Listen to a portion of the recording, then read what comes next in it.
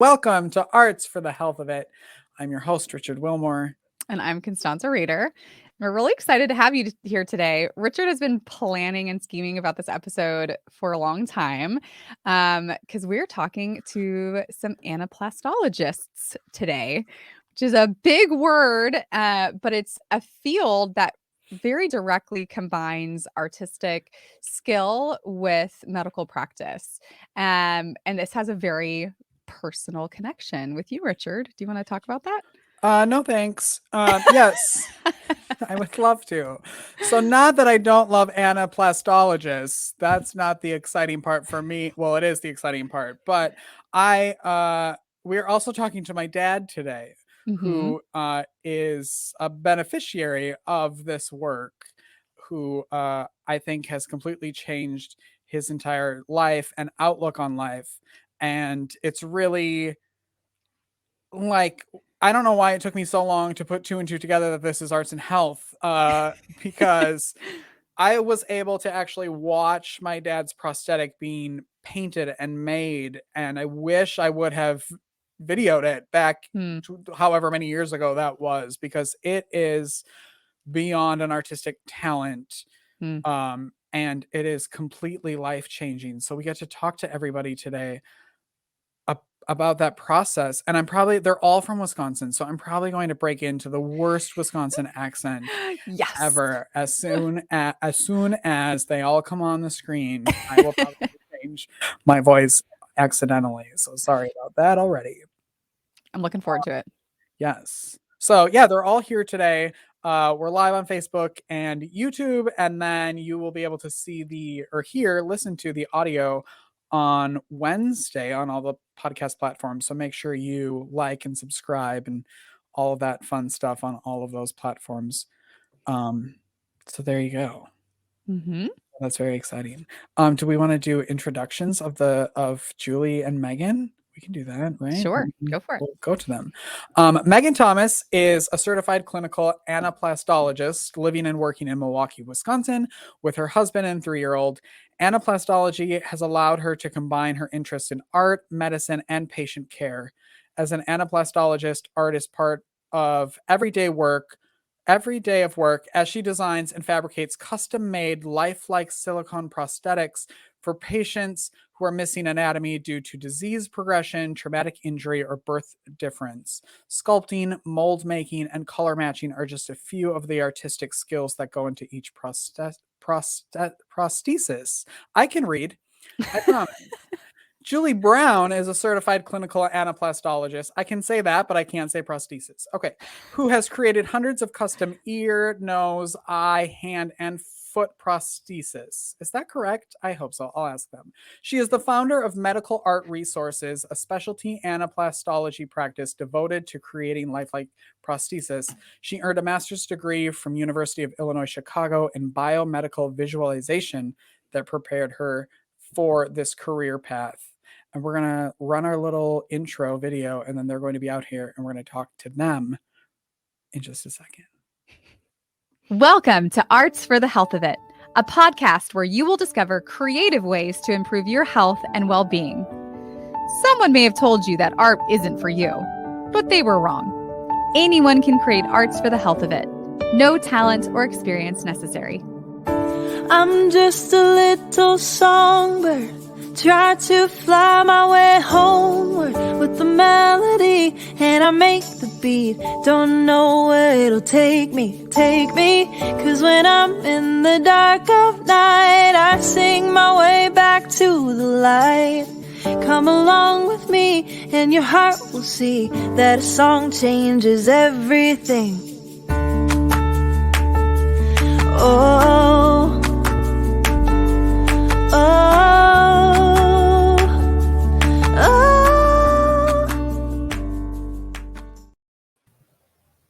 Good morning, ladies. Good morning. There they are.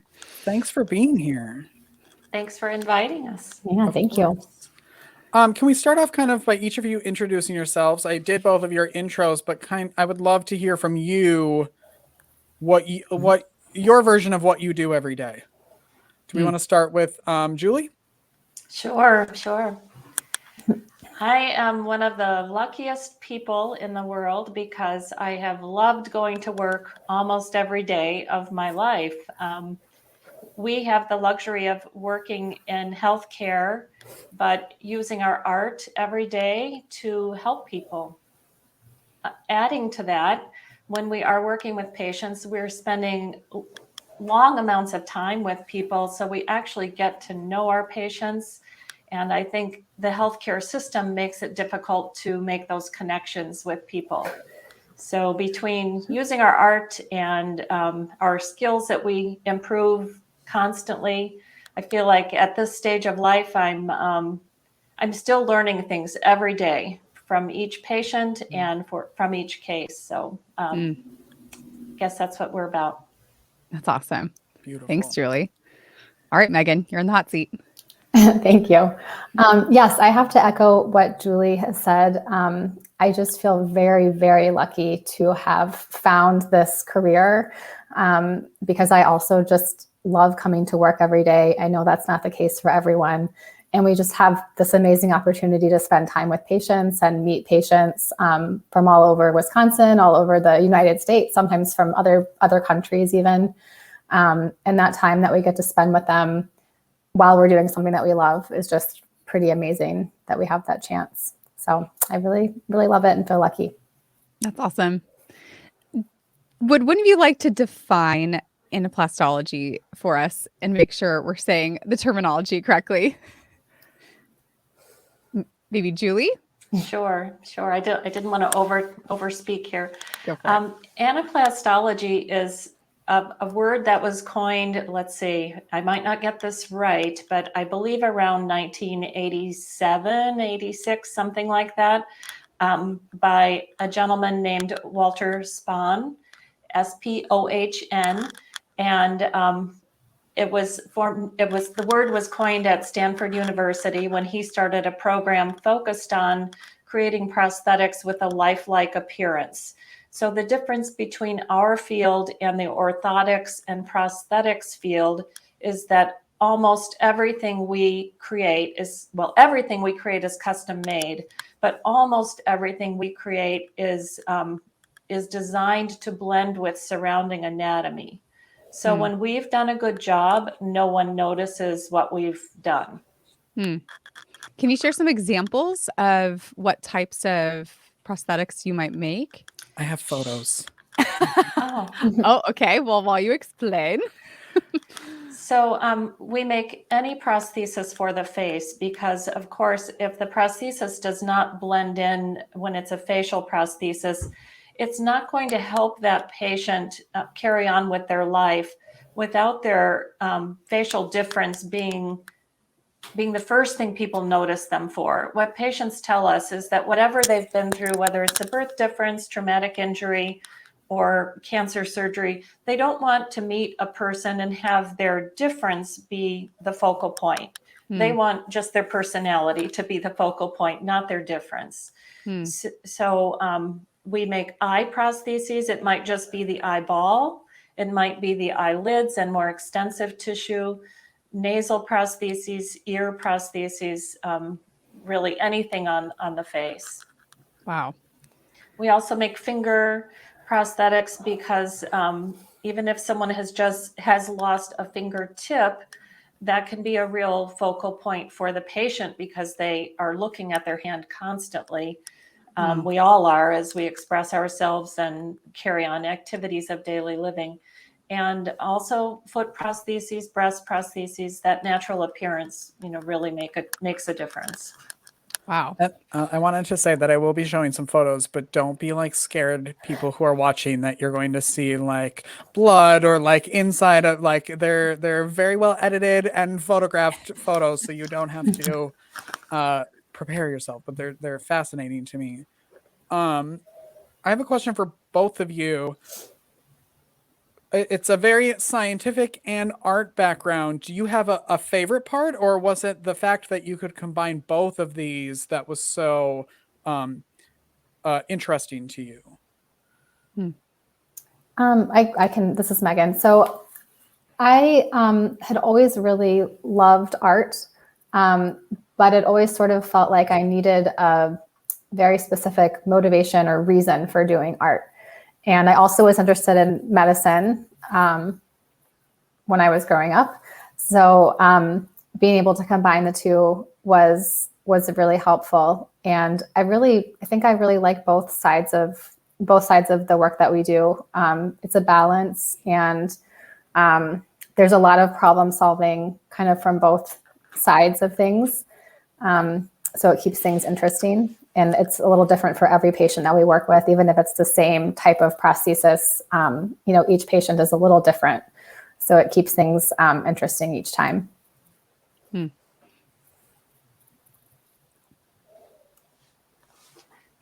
So when I was in school, we were our first year in biomedical visualization. We were taking all the same classes as the medical students.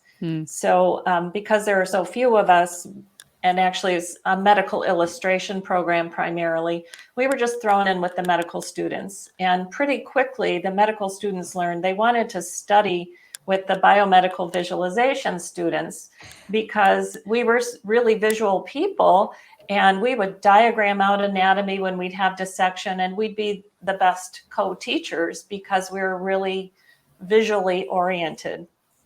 So I think the two things really go hand in hand. And anaplastologists generally, when we go to conferences, we have a blast together because we have so much in common. We're equally interested in that anatomy and the human body, which is something we all share and identify with, and art and being able to help people. So yeah, it's a lot of fun. It sounds like it might be fitting into this niche of people that are very artistic, but also like STEM, are interested in science and biology. And I resonate with that. I was one of those kids where I was in the physics club and I really loved science. And that's one of the reasons I like arts and health too. It's this marrying of this, the right brain and left brain. There's a holistic aspect of it, I think. And it sounds like you're bringing that very human, an element of humanness and holisticness into medicine with your art. I like to see STEM. I like to see STEM becoming STEAM. Yeah. Add that art, because I do think they complement one another, and squeezing the art out of it just leaves a hole, I think. Totally agree. That's a whole other episode. How long, maybe everyone is different, but like what's an average length that you spend with a patient to make these?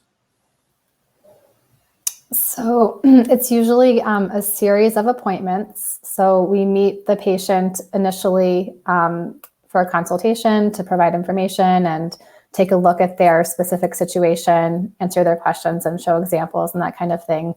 And then it depends a little bit on the type of prosthesis, but it's usually about 3 to 4 to 5 appointments to get everything done for one prosthesis. And so each appointment, because everything we do is very detailed, could be more than an hour, sometimes much longer than that, honestly, for a larger prosthesis, while we're getting all the details just right. So it really is that, just kind of like what you were just saying, there's that warmth and human side of things that I think patients experience with us because we do spend so much time with them. We get to just chat while we're working. And that's really nice, and a different experience than we often get when we go to see another healthcare provider, when things have to kind of go quickly and you don't get a lot of time with the healthcare provider. We just get to hang out for a long time while we're sculpting or mixing color or whatever step of the process. And it sounds like the focus is really on the satisfaction of the patient, that the end product is something that they approve of. And I feel like that is also probably an empowering experience. What have you guys experienced with that? That's such a good point. We're not creating I think it's different in art when you're creating something to express yourself. And we're not expressing ourselves, we're expressing the patient. So if we don't get to know that person, and if they don't have a chance to go through the process so that they're starting to incorporate this prosthesis into their own body image, I think we would be doing them a disservice. As much as 3D printing can help us and be a tool for us, I think that process is really important. We're hands-on. We take a facial mold gently. We develop a wax sculpture that we try on the patient repeatedly. Their family members can give feedback. The patient gives feedback. All of that is part of the process. So we don't own the prosthesis, and we are well aware it's not about us. The patient needs to own that prosthesis. And I often tell people, when they come back for a follow-up, you can tell if they own it. You can tell if they feel comfortable in it. And if they don't, then that's something, we need to talk about. And we're not performing surgery. So the worst thing that can happen is, we do it over. So that's one thing I love about our work. It's not stressful in that way. That's so cool. It was almost calming to watch you do it for my dad. And what I think is really cool is that, and I don't know if this is for every person, but you literally just stood there with this white piece of silicone or whatever it is, and you just painted, and you watched, and to put it up to his face and then take it down and put it up, and like you got to watch this entire thing, and it was very relaxing to watch for some reason. I remember like certain bits of that where I was like, all of a sudden you would see my dad's face forming in your hand, and you would look in your hand and sort of see a section of my dad's face, which was creepy, but so cool. Like it looked like you just like peeled a piece of his face off and then you had it in your hand. On that note, should we bring your dad out? Sure. Let's talk to someone who's had this done. Yeah. And how that has changed their lives. We're going to take a break, and then we'll be right back with my dad after this. Whether you consider yourself a musician or not, music is all around us, and it affects our everyday lives. Whether it's background music influencing our shopping habits in a store, organ music adding the vibe to a baseball game, or a playlist convincing us to keep going on that last mile of a run. I'm Mindy Peterson, host of the podcast Enhance Life with Music, where we take a holistic look at the power of music in our everyday lives through the lens of science and health, sports and entertainment, business, and education. You can find me and Enhance Life with Music at mpetersonmusic.com/podcast or wherever you get your audio. Unleash the power of music. Make your day richer with The Richard Wilmore Show. Meet amazing musicians, talented actors, brilliant authors, hilarious comedians, and the most creative people in entertainment. Download the KP Media TV app to watch on Apple TV, Roku, and Amazon Fire. Medical professionals are burning out at an alarming rate. Burnout can cause health workers to feel hopeless, trapped, helpless, worthless, depressed, sleepless, and tired. By joining the Hearts Need Art Gratitude Grams program, medical staff receive a personalized email and video from a musician, an artist, or writer once a week that includes a message of thanks, an encouraging song, uplifting poem, or a simple art activity. After watching their Gratitude Gram, participants report feeling more hopeful, empowered, energized, and appreciated. If you are or know a healthcare worker that would like to receive free Gratitude Grams, please visit heartsneedart.org. All right, we're back on the longest commercial break ever known to humans, apparently. My dad, David Karlinski, is joining us. Hi, Dad. Hi, Rich. How are you doing today? We're all doing great. How are you? Cold. I bet. He's in northern Wisconsin, and there's 27 feet of snow. I'm ready to come back down by you. Well, we'll talk about that after. So you've been listening backstage for the past 15 minutes with Julie and Megan, and I kind of want to go through your story quickly because you had a very long cancer journey before you were able to get your prosthesis. So you were diagnosed in 1992, correct? With your first cancer. Yeah, I guess. Okay. And good thing I'm here. And Yeah, then do you 30 some remember years ago. do you remember what year it was that you got your first prosthesis? Oh, geez, I don't know. It has to be. Megan and I were just talking about that the last time I was down there, I think and I it's- can't. It has to be 10 years, maybe, when I got it, You've had it for or 10 so. years? that sounds about right. I think that's about right. Because this is my third one, my Yeah. third prosthetic. So it's usually every 3-4 years I get one. So Yep. I'm thinking 10 years ago. Okay. So when you first were diagnosed with cancer, the first thing to be removed was your eye, yes? Correct. Yes, I had a tumor underneath my eye, so they had to remove that. And they decided that the best thing for you, and I'm going to show a picture of this, was to put a patch on you. So that's Hmm. you with a patch. That's what I wore for quite a few years, actually. And how did that make you? How did that change the kind of the way you felt about yourself and the way you lived in the world?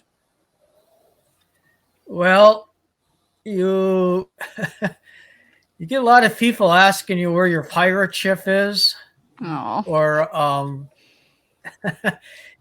and you have a lot of people asking you questions. You don't blend in anymore. You stand out as soon as you put that on. And you have a lot of people that gawk at you, and then you get the comments of, what happened to the other guy. Or your wife must have really been mad at you to do that to you. So it gets tiring after a while. And it's just the point where you just don't blend in anymore. You stand out, and I never liked that part at all. So it must have been several years before you were able to then get a real prosthesis. Yes, because it kept coming back and coming back. My cancer more and more left. I mean, I ended up losing, my eye and half of my nose. So, and then they wanted me to wait 5 years in between, so I didn't have cancer. In fact, I think I went to Julie when you first started. I think we talked about this that way long ago. I went to you. You were in another building. Mm-hmm. I believe you're just starting out in that, and we came and talked to you. Well, then and I had more stuff removed, so then we had to extend that period. So it was quite a few years that I had a patch on or some other thing other than what I have now before I finally got to the point. Let's say I have 20 years that I had a patch on of some sort around. Yeah, so it kept progressing and more of his face kept leaving. Before he was able to actually do this is how it ended up was, let me see if there's a better photo. That's how every day was for you. If you're just listening, the patch grew over most of that's the right side of your face, right? Yeah. Yeah. Hard to blend in, like you said. So can you tell us about that first experience when you were able to get your first prosthesis with Megan? Oh, you could blend in. It was amazing. And it's so lifelike. I mean, I've had people look at me and not even realize I have a prosthetic on. It blends in so well. And it was just such a relief. I didn't have people coming up, as you could see, it covered half my face when I had the gauze on and that. And it was just such a relief to walk through a crowd and not have people stare at you or not have people come up, like I say, and what's the other guy look like? And that it was amazing. You know, it amazes me every day when I put it on how now I can just blend in. I'm like back to normal, as much as normal could be for me.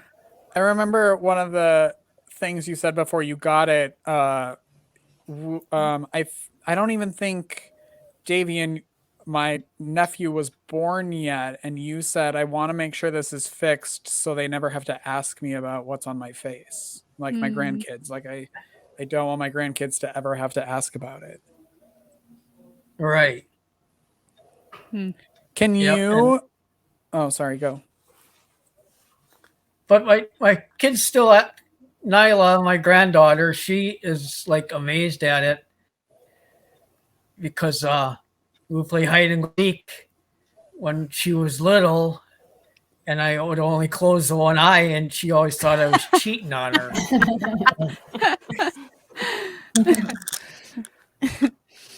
But she kind of amazed because every time I see her when she was younger, she would tap on my eye.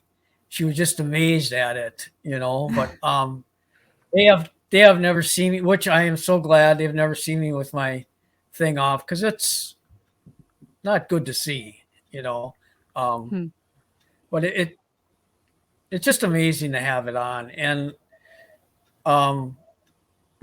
getting to know. I mean, when I'm down there, it's usually about 3 or 4 days, and you really get to know the person you're working with. Like with Megan and I, we sit when somebody's 2 feet away from you, staring you in the face. You get to know them real well as she keeps trying it on, and we talk about everything.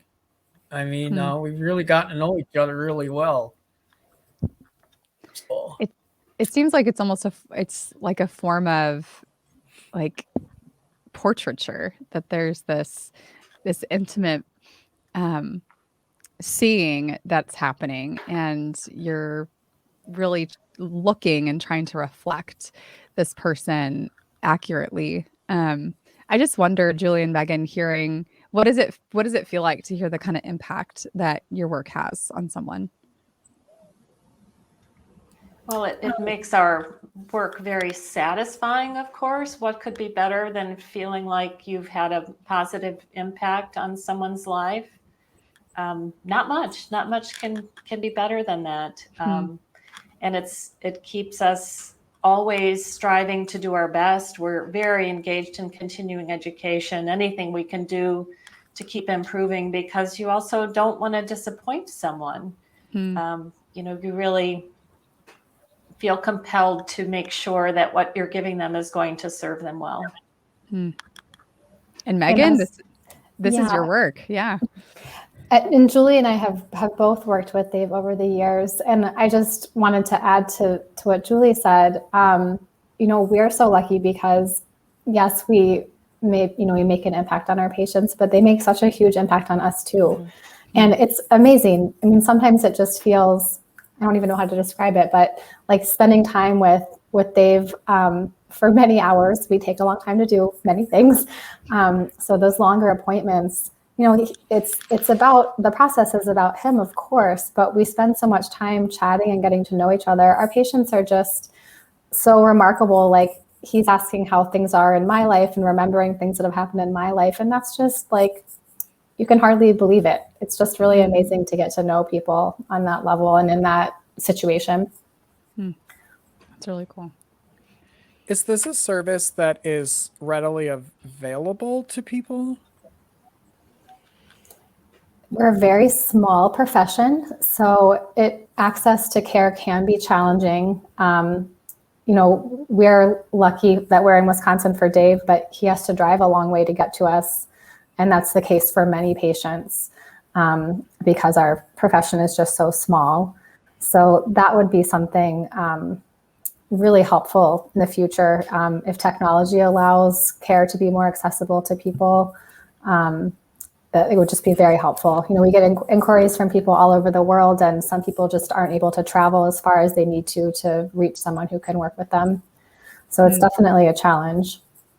I mean, it seems like such a no-brainer for something like this to be available because so many people go through different things. What do you know, like what is causing it to not be available? Like, is it that intersection of art and health that like not a lot of people are doing, or why is it not as available as it should be? I think we're a bit of an orphan profession in a sense. So the program that Megan and myself and our colleagues in the office, Erin Stevens and Michaela Calhoun, the program we graduated from at University of Illinois no longer has an anaplastology track. When I went through the program, I helped develop the anaplastology track, the portion of medical illustration focused on lifelike prosthetics. And that program was suspended a number of years ago, largely due to politics, in my opinion. And it's not been reestablished. Johns Hopkins has just now launched. They'll be starting in the coming year. They'll be starting in the fall of 2022 a master's program specifically devoted to anaplastology, and that is what our field needs. Is a very tailored program in anaplastology. Certification is very important in our field because you can imagine if a patient is provided a prosthesis that is poorly fabricated, poorly designed, aesthetically unsatisfactory, any one of those things, it can be harmful. And so we're really intent on this profession, people being certified so that patients can trust that they're going to be in good hands when they seek care. One of the things that comes back to mind is this idea of giving someone back their right to privacy, that their ability to move through the world more seamlessly. Dave, I wonder if you could talk a little bit about how you wish people would have responded to you, and how should people respond to people that they encounter that do have obvious an eye patch or something, an obvious physical difference. I wonder if you could speak to that. People that might not have access to a prosthesis like this.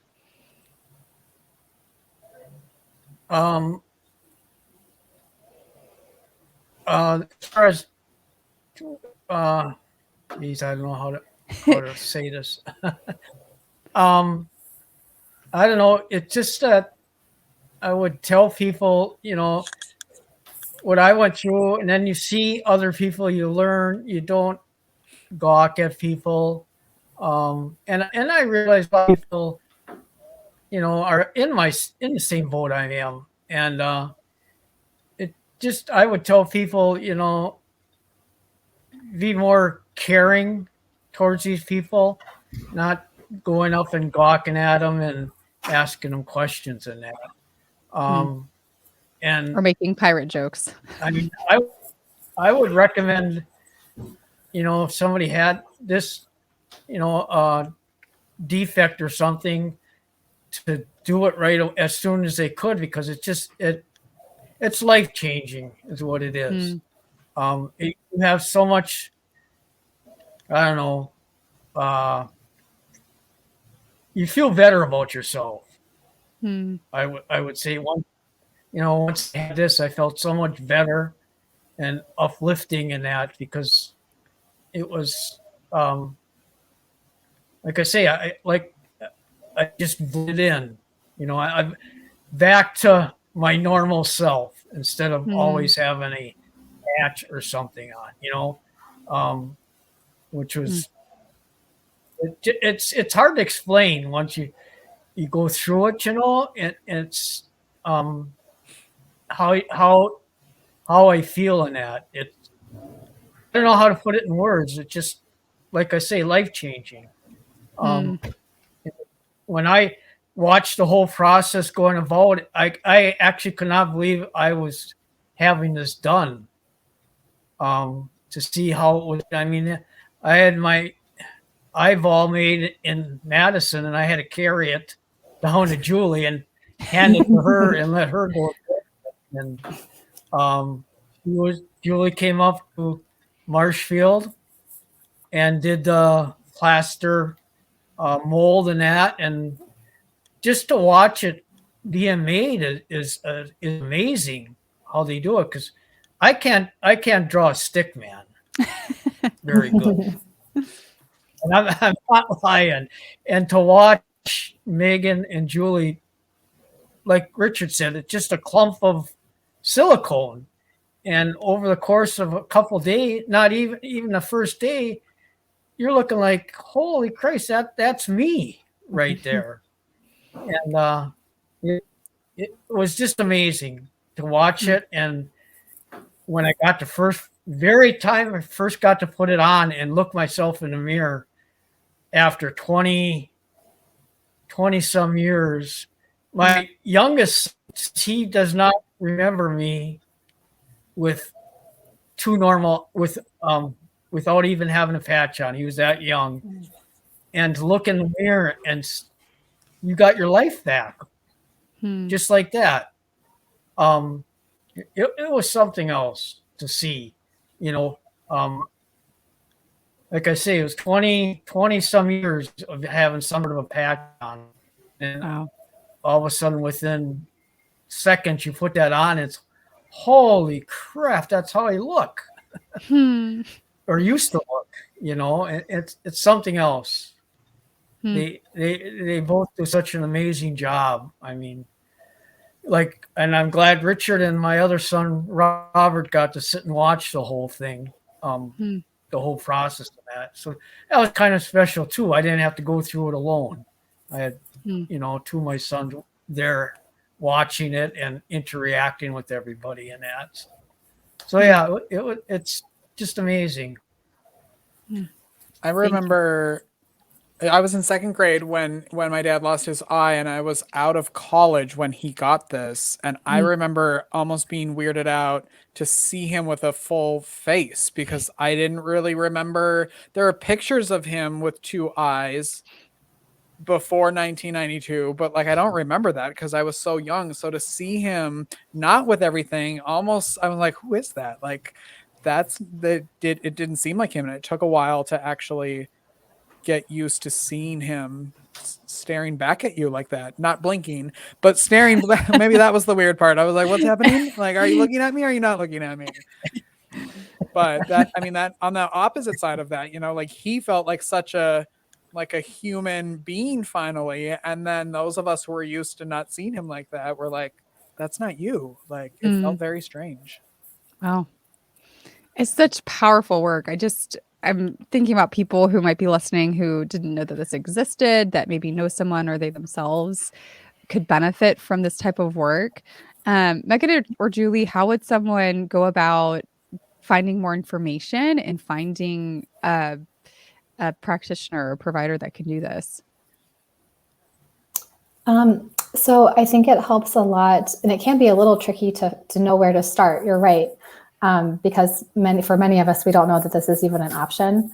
I do think it's important. Julie was saying certification is important in our profession. So finding a certified clinical anaplastologist, if possible, is a good approach for patients.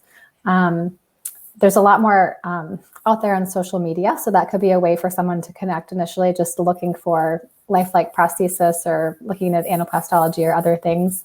But there's also a list of certified clinical anaplastologists on the website for the Board for Certification in Clinical Anaplastology.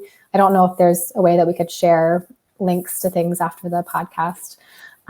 There's also the International Anaplastology Association, which I think the website is anaplastology.org.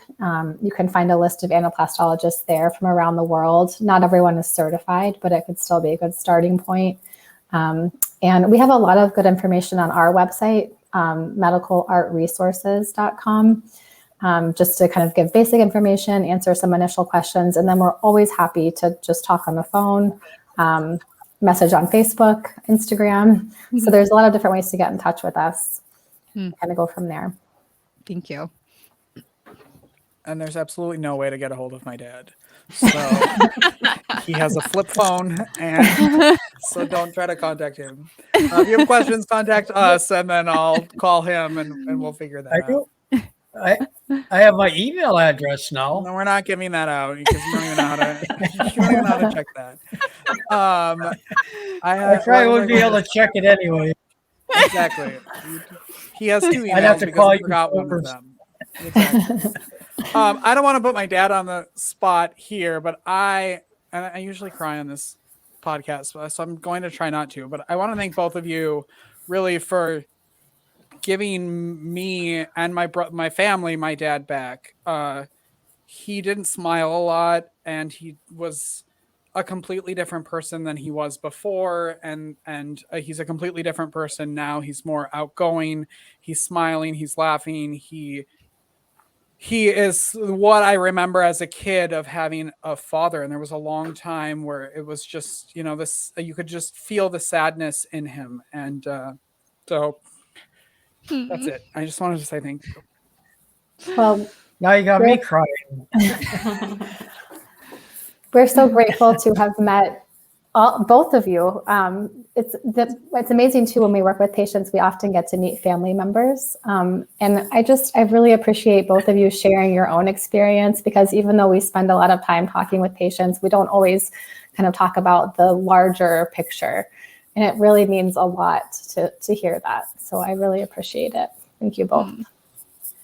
David is a wonderful example of how resilient people are. And we meet people on a daily basis who are just remarkable. And he went through a particularly difficult journey, given that his cancer recurred, and that makes it very difficult to move forward. So David gets an extra resiliency award because it wasn't one and done for him. He's really had to power through that. And I just wanted to mention that we don't work alone. So David mentioned that the eyeball part of his prosthesis was made by an ocularist in Madison, Wisconsin. That's Dory Hosek. And he mentioned Marshfield Clinic. And that's where he received much of his care. The surgeons there placed implants, very much like dental implants, little tiny screws into the bone. And then his prosthesis snaps on magnetically. And that's true for many of our patients. So every prosthesis we make is a removable device. It's not something that's permanently affixed to the patient. So patients have daily wear and care, and we work with surgeons to help develop a treatment plan that identifies the best location for implants so that the patient can manage the prosthesis with some ease. So, and Costanza, you mentioned the right to privacy, and that is what many people talk about. A person doesn't always want to talk about their cancer journey. Sometimes they might, but many times they don't want to. And so for someone to ask about whatever their noticeable difference might be, goes down a whole path that they might not be in the mood to go down that day. So privacy is important to us all. Thank you. Thank you guys both for what you do. It's beautiful, sacred work. And obviously you can see the impact with Richard and Dave and every patient that you work with. So thank you for your dedication. I was going to make a joke about now yelling at my dad for sitting in the sun like he is right now, and how awful that is for himself and for his prosthesis. And I literally just got a message from someone that said, can you ask them about care of the prosthesis and sun fading and not sitting in the sun?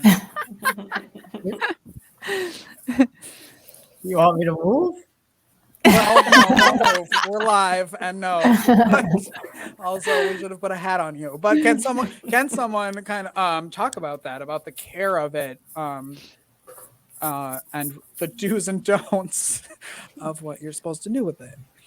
Yeah.